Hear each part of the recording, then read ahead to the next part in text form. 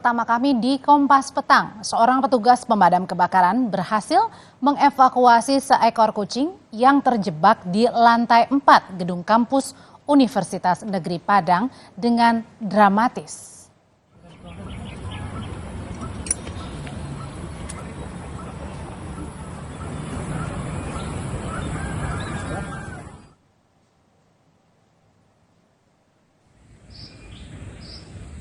Seekor kucing terjebak di lantai 4 gedung Laborvis Universitas Negeri Padang berhasil dievakuasi petugas pemadam kebakaran Kota Padang.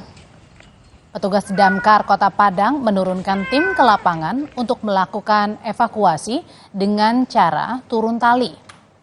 Butuh waktu sekitar 30 menit hingga akhirnya kucing berhasil dievakuasi. Dan setelah diselamatkan, petugas memberikan makan kepada kucing malang tersebut. Kucing saat ini telah dibawa ke Mako Damkar Kota Padang.